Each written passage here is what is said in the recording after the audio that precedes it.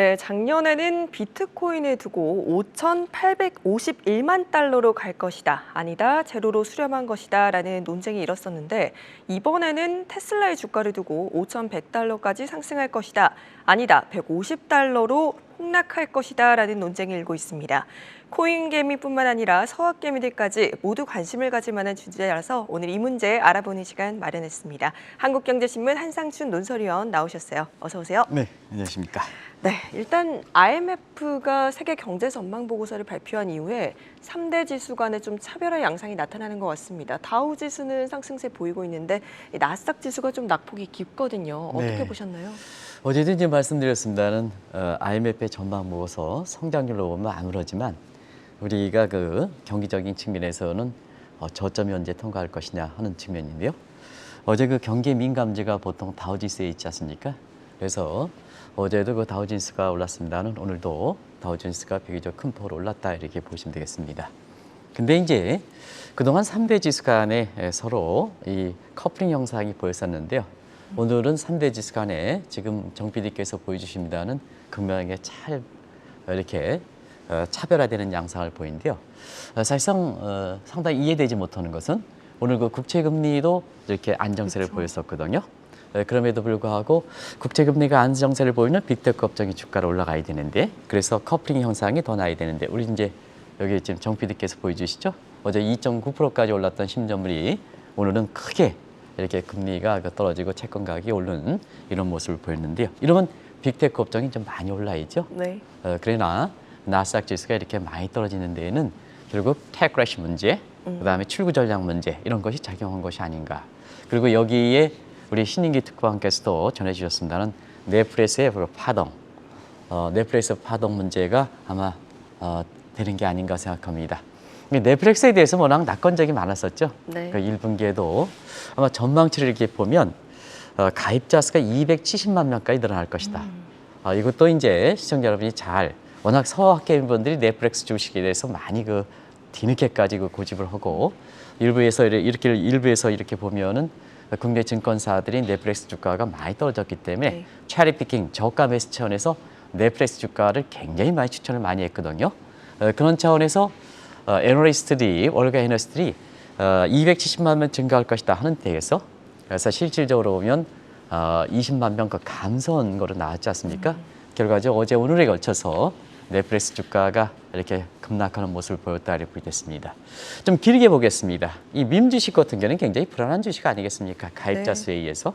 그래서 작년 그 10월에 넷플릭스 주가가 690달러에서 지금은 오늘이 220달러대인데요. 결과적으로는 70% 가깝게 떨어졌다 이렇게 보겠습니다. 그리고 어제 실적 발표했던 이후에 주가가 50% 이상 폭락하는 이게 왔다 갔다 하기 때문에 그냥 50% 이상으로 하겠습니다. 그래서 지금 상태에서는 이 한때 유망한 주가로 네. 이렇게 뽑았던 넷플릭스가 프레시 크래시 사진이 찰싹할 때 주가가 폭락하는 프레시 크래시 현상이 발생했다 이렇게 보시면 되겠습니다. 이 문제는 워낙 관심이 되기 때문에 앞서 캐스터분께서 이제 잘 정리해 주셔가지고 여기서 끝내도록 하겠습니다. 네. 근데 결과적으로 보면 넷플릭스 주식을 이렇게 고집한 사람이 된가?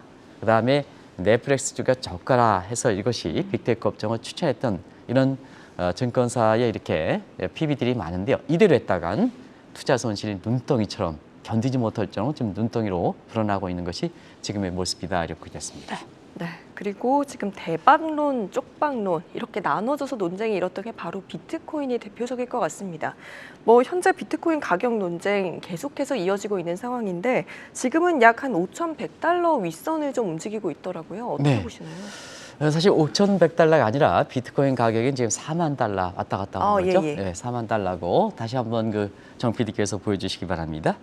근데 사실 비트코인의 가격에 대해서는 1년 전서부터 이 소위 대박론과 쪽박론 이게 네. 이제 많이 거론됐죠.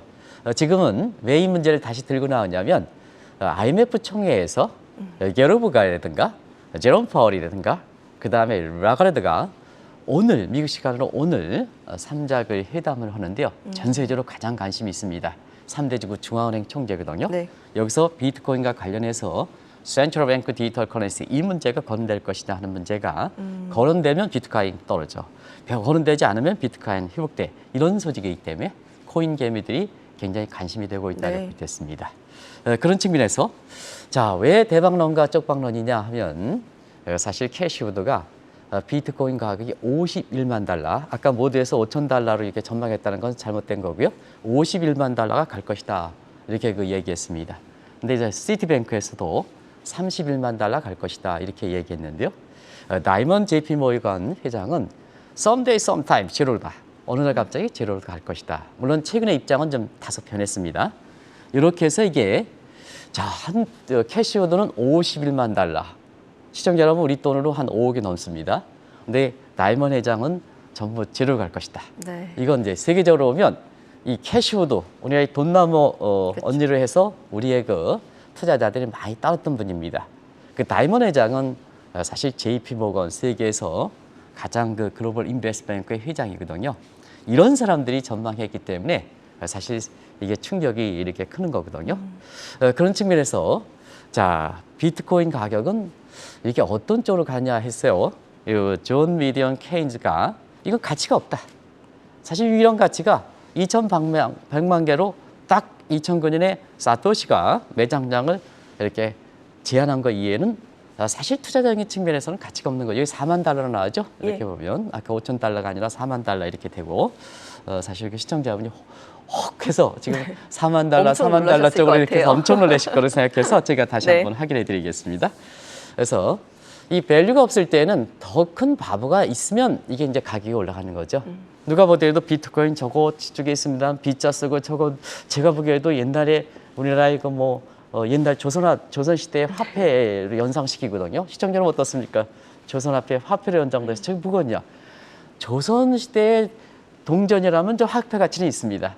근데 저거 그렇습니까? 그래서 이게 더 큰 바보가 있을 때는 매수하면서 결국 가격이 뛰게 되는 거거든요. 이게 투자적인 주식 투자에서 가장 경제학적으로 성공했던 사람이 케인즈거든요. 네. 사실 이 케인즈의 신뢰성이 높은 사람이 더 큰 바보이라고 설명했던 겁니다. 근데 항상 뭐냐? 자, 나중에 그 비트코인 가격에 대해 설명드리겠습니다는 51만 달러, 31만 달러 믿고 예. 투자했던 사람들 같은 경우에는 작년에 그 10월 달에 한 6만 7천 달러, 우리 돈으로 한 7천만 달러만 원이 넘었을 때 이때 투자했으면 지금은 4만 달러 내에서 움직이거든요. 우리가 붐앤버스터 이런 가치 대비해서 가격이 높을 때는 보통 버블이 꼈다 하는데요. 버블은 반드시 붕괴한다는 것이 붐앤버스터 이론입니다. 그런 측면에서 밸류가 적은 것을 더 큰 바보 이론에서 샀던 사람은 결과적으로 나중에 실증적 분석해 보면 결국 쪽박을 차는 사례가 많거든요. 그런 측면에서 민주주식에 대해서도 마찬가지입니다. 우리가 유튜브에 구독자 수가 많다고 해서 이게 뭐냐 반드시 밸류가 있는 거냐 전부 구독자 수가 한 번에 털어지면 어떻게 될 것이냐 하는 측면이거든요.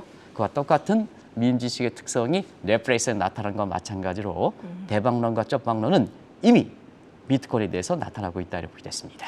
근데 너무 의견이 극단적이지 않습니까? 이게 좀 어느 정도 안정세를 찾아갈 수는 있을까요? 네, 사실상 뭐든지 가격이 안정세를 찾으려면 밸류 대비해서 프라이스가 있는 겁니다. 네. 그래서 지금 말씀하신 대로 밸류가 시장에서 서프라이 디맨드에서 프라이스가 되거든요. 그래서 자, 이 밸류가 낮은데 프라이스가 이 비트코인 것처럼 높으면 거품이 발생하는 거고 네. 밸류 높은데 시장에서 제대로 서프라이 디맨드에서 프라이스에서 제대로 평가하지 못한 고평가 문제가 나온다. 이 오늘 얘기는 테슬라 문제도 마찬가지다 네. 이렇게 됐습니다. 오늘 그 방송이 굉장히 시간이 질문이 많은데 네. 중간중간에 그 개인적 질문 오시니까 제가 더 중요한 얘기를 예, 좀 예. 말씀드리겠습니다. 질문 3번으로 가겠습니다. 그래서 왜 이렇게 비트코인 가격과 이렇게 해서 보면 근데 최근에 보면 자, 시청자 여러분 비트코인 가격에 대해서 저렇게 작년에 저렇게 많이 이렇게 됐습니다. 4월에 6만 5천 달러, 이것이 8월에 3만 달러 붕괴됐습니다. 근데 11월 달에 6만 2천 달러 갔습니다. 그래서 여러 가지 저런 상황들이 나타났거든요. 근데 이제 비트코인 가격에 대해서 정 PD 1년 동안 한번 보겠습니다. 1년 동안 그래프를 한번 준비됐으면 보여주시기 바랍니다. 근데 저기 보면 작년 그 11월 중순에 저 피크 찍은 이후에 12월서부터 이 비트코인이 4만 달러에서 굉장히 이렇게 평온한 움직임을 보고 있습니다. 죄송합니다. 이 비트코인이 저렇게 평온한 움직임을 보이고 있습니다. 밸류가 없는데 평온한 움직임을 보이고 있습니다. 저 시점이 뭐냐 하면 바로 브레이너 페드 이사가 통화정책 담당 부의장으로 지명됐을 때 불었습니다. 그런 측면에서 브레이너와 그다음에 비트코인 투자자들은 서로 아주 적대적 관계를 갖고 네. 있는데요. 자, 브레이너 이사 같은 경우에는 지금 이제 행정 담당 부의장이죠. 부의장으로 지명했던 사람들 같은 경우에는 사실은 센트럴 뱅크 디지털 커런시에 전향적으로 갖고 있기 때문에 네. 이 비트코인에 대해서 굉장히 부정이거든요.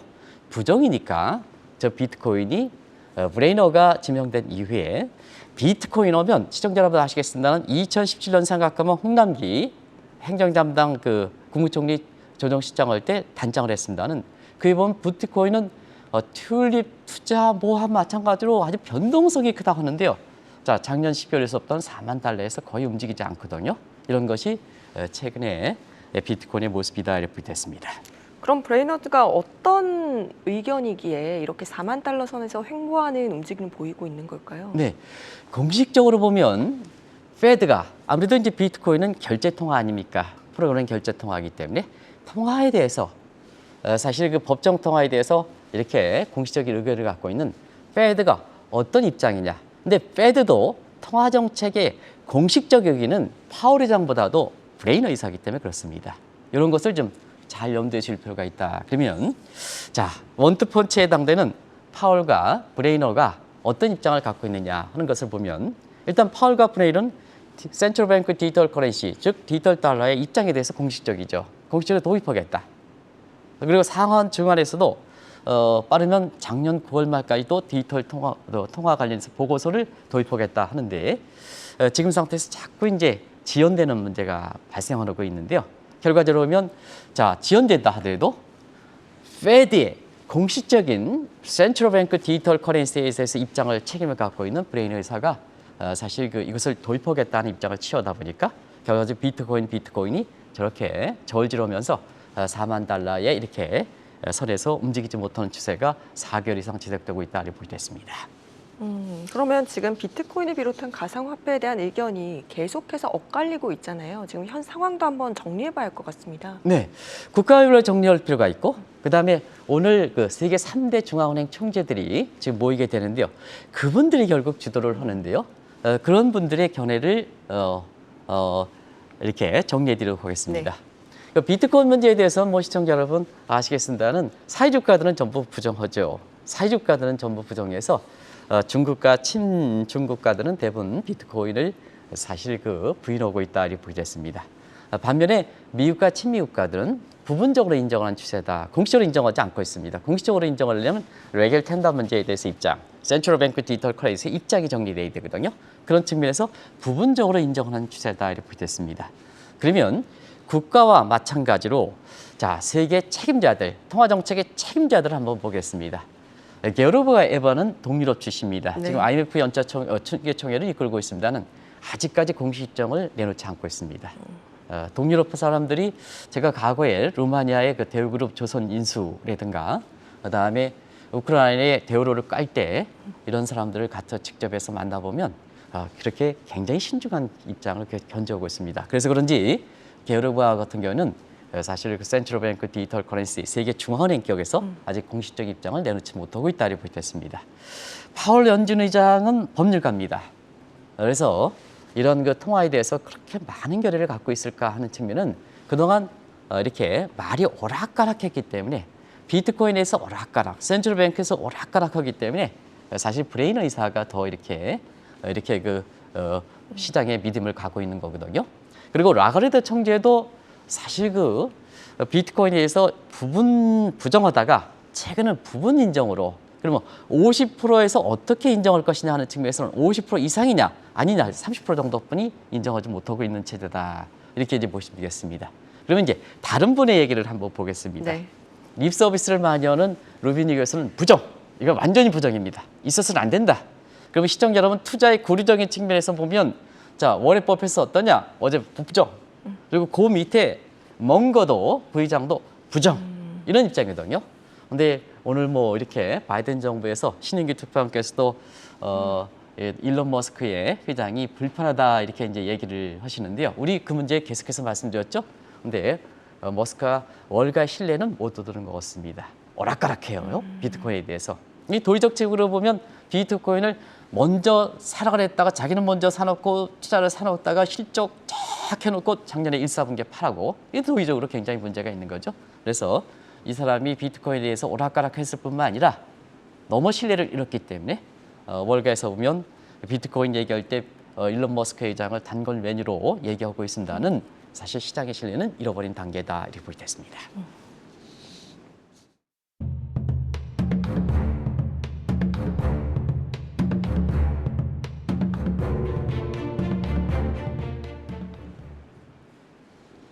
네, 일론 머스크와 관련해서 계속해서 이야기를 이어가 보면 비트코인 가격뿐만 아니라 오늘 좀 예상치 로또는 호실적을 내놓은 테슬라의 주가 흐름 굉장히 서학개미들 입장에서 궁금할 것 같거든요. 네, 일단 오늘 표현을 좀 이렇게 정리할 필요가 있다 하는 것을 네. 말씀드리겠는데요.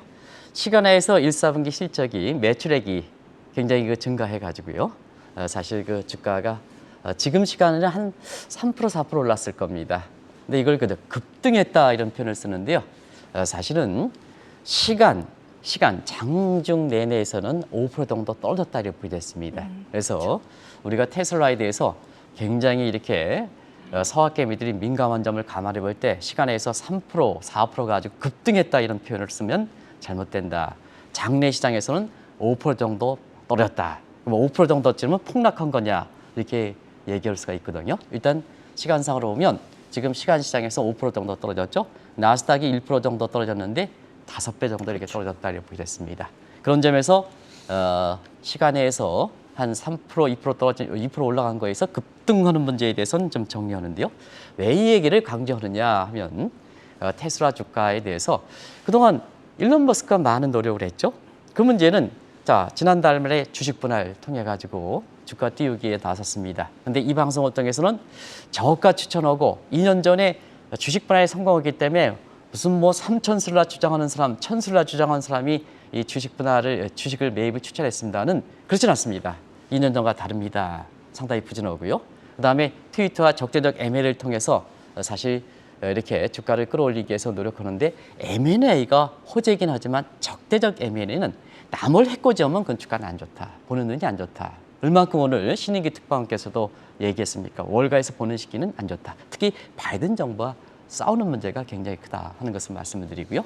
그러다 보니까 테슬라 주가가 장외에서 이 3%, 4% 오르긴 했지만 여전히 1,000달러 밑에 재붕괴되는 상황이다 이렇게 됐습니다. 그런 과정에서 테슬라가 이렇게 민감하니까 앞으로 주가 전망에 대해서 굉장히 엇갈린 시각이 나오고 있습니다. 깜짝 놀라지 마시기 바랍니다. 대박론, 극단적 낙관이 캐시우드입니다. 5,800달러 간다. 지금 테슬라 주가가 970달러대로 알고 있는데요. 5,800달러 간다. 그런데 쪽방론은 데이비드라는 넥스 인트럭스의 CEO인데 150달러로 폭락할 것이다. 1,500달러가 아니라 150달러 폭락할 것이다. 이런 아주 이게 세계적으로 괜찮은 사람들이 전망하는 네. 겁니다. 그런데 시청자 여러분, 우리 시청자 여러분 더 현명하시기 때문에 테슬라 주식을 투자하는 이런 서학개미들 믿겠습니다. 캐시우드를 베팅을 할 것이냐. 네. 제가 저 주가는 5,800달러 말이 안 되는 주가이기 때문에 제가 베팅하느냐 아니면 150달러 또 말이 안 되기 때문에 베팅하느냐.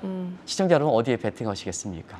지금 제가 여쭙겠습니다. 저도 잘 모르니까 지금부터 그 문제를 좀 풀어가도록 하겠습니다. 네, 거의 뭐 비트코인 느낌으로 엇갈린 의견들이 나오는 것 같은데 캐시우드의 경우에는 성장주인 테슬라가 5년 뒤에는 가치주가 될 것이다 라고 이야기를 하고 있습니다. 솔직히 성장주와 가치주 구별하는 것 자체를 반대하는 시각도 많지 않습니까? 상당히 많죠. 이 문제 1년 전에도 성장주, 가치주, 월가에서도 그렇고 그다음에 우리 내부에서도 이렇게 됐습니다. 사실 이번에 성장주 가치주를 다시 끊는 것은 캐시우드가 5,800달러 간다면서 지금은 성장주다. 근데 5년 뒤에는 가치주다. 이렇게 얘기했거든요. 그렇죠.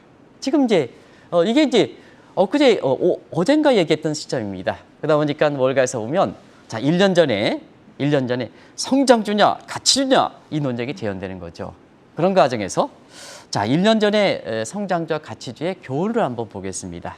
그리고 국내에서도 대형 성장주를 추천했던 사람 많은데 그 교훈을 같이 한번 보겠습니다. 자막을 한번 보시기 바랍니다. 그 교훈을 한번 보겠습니다. 개별 종목 투자는 성장주와 가치주 구별이 실익이 있겠느냐? 많은 종목 전문가들이 성장주, 가치주라 얘기하는데 사실 사실 그 실익 있겠느냐? 왜냐하면 시장 특성상으로는요, 가치와 밸류와 가격은 항상 괴리가 나타나는 거거든요. 우리가 항상 시청자 보면 그렇지 않습니까? 가치가 있는데 시장에서 좀 더 높은 평가를 받아서 수요가 증가, 가격이 높으면 고평가냐?